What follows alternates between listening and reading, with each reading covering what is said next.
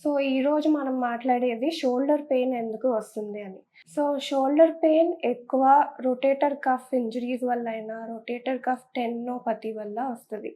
ఇది కాకుండా బర్సైటిస్ వల్ల రావచ్చు, ఆర్థరైటిస్ వల్ల రావచ్చు. అండ్ ఎక్కువ మంది మనం చూసేది షుగర్ పేషెంట్స్‌లో. షుగర్ పేషెంట్స్‌లో ఎందుకొస్తది?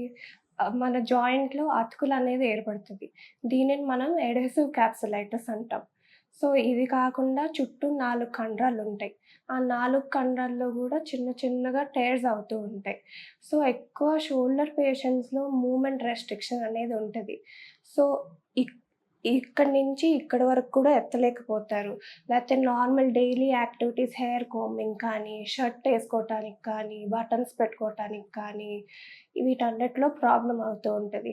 స్నానం చేసేటప్పుడు మగ్గెత్తటానికి వీటన్నిటికి ప్రాబ్లమ్ అవుతది. ఇవి కాక యంగ్ పీపుల్‌లో ఎక్కువ మంది మనం ఎవరిలో చూస్తాం క్రికెట్ ఆడేవాళ్ళు, షటిల్ ఆడేవాళ్ళు, బ్యాడ్మింటన్ ఆడేవాళ్ళు ఎక్కువ ఈ బ్యాక్ మూవ్‌మెంట్ షోల్డర్‌కనేది ఎక్కువుంటది. దానివల్ల ఇంజరీస్ వాళ్ళు ఎక్కువ ప్రోన్ అవుతారు.